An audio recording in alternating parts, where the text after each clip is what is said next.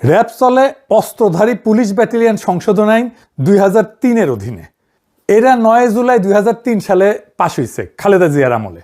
আর এই আইনটা যেটা সংশোধন করে র্যাব বানানো হয়েছে সেটা 1979 সালের অস্ত্রধারী পুলিশ ব্যাটালিয়ন অধ্যাদেশ, জিয়াউর রহমান সরকারের আমলের সামরিক অধ্যাদেশ। মূল আইনটা 1979 সালের অধ্যাদেশ, জিয়াউর রহমানের সামরিক সরকারের। আর 2003-এর সংশোধনীটা খালেদা জিয়ার সরকারের। অর্থাৎ র্যাবের আইনি কাঠামো যেটা পুরাপুরি বিএনপি পরিবারের নির্মাণ। র্যাব যে দুইটা আইনি কাঠামোর উপরে দাঁড়ায় আছে, দুইটাই বিএনপির তৈরি। আর এখন কইতেছে আইন পাল্টাবে। তো আগে যখন র্যাব বানানো হয়েছিল তখন এই আইনের কথা ভাবেন নাই কেন? বালশুন, র্যাব যে আইনে খুনি দানে হইয়া উঠছে সে আইন তো আপনারই বানানো, এটা দায় কার? এত মানুষ গুম হইলো, ক্রসফায়ারে মারা গেল, এখন মানবাধিকার মাইনা যেন চলে সেই জন্য আইন বানাবেন? র্যাব তো আইন মেনেই খুন করছে। যে আইন বানাবেন সেই আইন মাইনা খুন অব্যাহত রাখবে। যে মানুষগুলো মারা গেল, নিখোঁজ হইল, তাদের জীবন কি মূল্যহীন? তো র্যাব কিভাবে তৈরি হয়েছিল সেটা আপনারা জানেন? আপনাদের বলি, হয়তো অনেকেরই জানেন না, ইয়াংরা হয়তো অনেকেই জানে না। আসেন সেটা একটু বলি। 2002 সালে খালেদা জিয়া ক্ষমতা এসেছিল সন্ত্রাস নিয়ন্ত্রণ করার প্রতিশ্রুতি দিয়া। উল্টা আইন শৃঙ্খলা পরিস্থিতি একেবারে যাচ্ছাতেই হয়ে গেছিল। ঢাকা শহরে কয়েকজন কমিশনার খুন হইল, প্রকাশ্য দিবালোকে খালেদা জিয়া আর্মি নামাইল, নাম দিল অপারেশন ক্লিন হার্ট। আর্মি ধরে নিয়ে যাইতো যারে তারে, আর্মি ক্যাম্পে নির্যাতনে যারা মারা যেত কইতো হার্ট অ্যাটাক করছে। অপারেশনে 40,000-এর বেশি নিরাপত্তা বাহিনী অংশগ্রহণ করেছিল। যৌথ বাহিনী 11,245 জনকে গ্রেপ্তার করছিল। শত শত মানুষ আহত হয়েছিল, 40 জনের বেশি হেফাজতে মারা গেছিল, 40 জন। এইসব বিচার বহির্ভূত হত্যাকাণ্ডকে খালেদা জিয়ার সরকার ইন্ডেমনিটি দিল। আইন শৃঙ্খলা পরিস্থিতির ড্রামাটিক উন্নতি হয়েছিল, এটা সত্য। তো বাঙ্গুরা তখন বুদ্ধি বের করলো, এইভাবে তাইলে সন্ত্রাস নিয়ন্ত্রণে রাখা যায়, আর্মি থাকতে হবে মাঠে। তৈরি হইল র্যাব। কালো পোশাক কেন হইল জানেন র্যাবের? সর্দির বডিগার্ডরা যে জয় বাংলা করেছিল বেঙ্গল ল্যান্সার, তাদের ইউনিফর্ম। এই যে দেখেন বেঙ্গল ল্যান্সারের ইউনিফর্ম ট্যাঙ্কের উপরে দেখেছেন কালো, ওটাই। এই র্যাব গঠন করাটা তো আইনত একটা ভুল ধারণা, মারাত্মক ভুল ধারণা। বাঙ্গুরে এমনই গর্ধব যে এইটা যে খুনি বাহিনী হয়ে উঠবে সেটা বুঝতে পারেন, এটা প্রথমেই বোঝা যায়। কেন এটা ভুল ধারণা আসেন বুঝায় বলি। র্যাব বানানোর লক্ষ্যই ছিল আর্মিকে দিয়া সিভিল ক্রিমিনাল অ্যাক্টিভিটিস সামাল দেওয়া। কিন্তু সেনাবাহিনী দেশের সিভিল সিটিজেনের সাথে তো ডিল করার জন্য তৈরি হয় নাই। সেনাবাহিনী কি করে? সেনাবাহিনী কারে ফাইট করে? দেশের শত্রুরে ফাইট করে। সে দেশের শত্রুর সাথে ডিল করে, সেইখানে সে হয় শত্রুকে নিশ্চিহ্ন করে দেবে, নয়তো নিজে নিশ্চিহ্ন হয়ে যাবে। এখানে কোনো আইন নাই, মানে আন্তর্জাতিক আইন আছে, সে যুদ্ধাপরাধ করতে পারবে না। কিন্তু বোমা ফেলায় যদি শত্রু সেনাদের সাফা কইরা দেয়, মিলিটারির কোনো অপরাধ নাই, বরং আমরা মেডেল দিয়ে তারে পুরস্কৃত করব। তাই মিলিটারি মাইন্ডসেট একদম আলাদা। কিন্তু পুলিশ দেশের শত্রুর সাথে ডিল করে না, সে ডিল করে দেশের নাগরিকের সাথে। তাকে দেশের আইন মাইনা, নাগরিক অধিকারের সীমানা মাইনা ডিল করতে হয়। সে শুধু অপরাধীর সাথে কিন্তু ডিল করে না, সে নিরপরাধ মানুষের সাথেও ডিল করে, ভালো মানুষের সাথেও ডিল করে। ধরেন ইমিগ্রেশন পুলিশ, সে কি অপরাধীর সাথে ডিল করে? বা ট্রাফিক পুলিশ, আবার ধরেন কোনো ক্রাইম হয়নি, তাও তো পুলিশ লাগে। জিনিস হারাইলে তো পুলিশে ডায়েরি করতে হয় থানায়। রাস্তায় দুর্ঘটনা হইলে পুলিশকে ডিল করতে হয়। কেউ হারায় গেলে আমরা পুলিশের সাহায্য নিই। ধরেন কেউ রাগ কইরা বাসা থেকে বের হয়ে গেছে, আপনি খুঁজে পাইতেছেন না, এটা তো ক্রিমিনাল অফেন্স না, কে ডিল করবে? পুলিশই তো। তো এই পুলিশের কাজ মিলিটারি মাইন্ডসেট দিয়ে চালানো যাবে? মিলিটারির মতো করে সিভিল ইস্যু ডিল করা যাবে? তাইলে করা যাবে? এটা হবে না তো।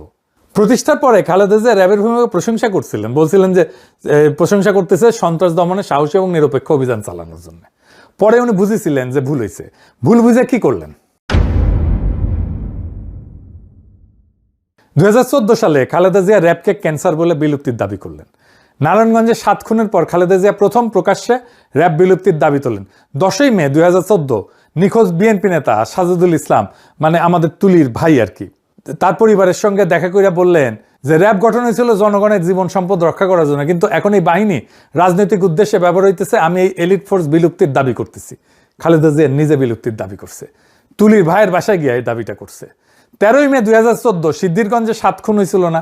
এই 7 খুনের পরিবারগুলো সান্ত্বনা দিতে যেয়ে বলেন এই বাহিনীর আর কোনো প্রয়োজন নাই, কারণ তারা জনগণের বিরুদ্ধে দাঁড়িয়েছে। 2014 সালে মুন্সিগঞ্জের এক সমাবেশে খালেদা জিয়া র্যাবকে ক্যান্সার আখ্যা দিয়ে বলেন সংস্কারে কাজ হবে না, বিলুপ্তি করতে হবে। র্যাবকে রক্ষী বাহিনীর সাথে তুলনাও করেছিলেন। 28 মে 2014 লন্ডনে জিয়াউর রহমানের 33তম মৃত্যুবার্ষিকীর অনুষ্ঠান হতেছে।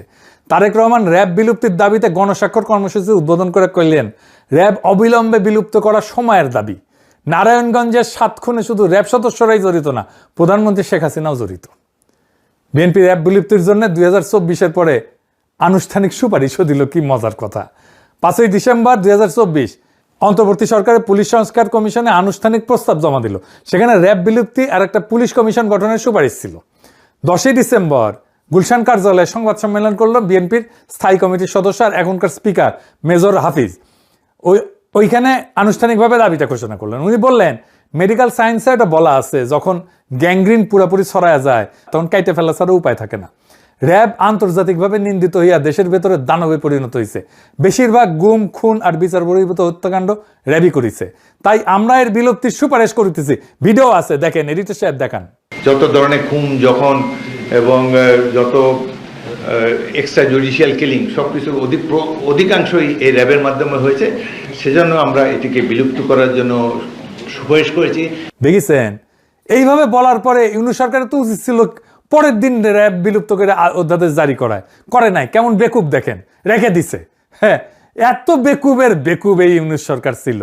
এখন এই 22তম প্রতিষ্ঠাবার্ষিকী হইল এই কয়েকদিন আগে, ওইখানে শিলং সালাউদ্দিন গেছে।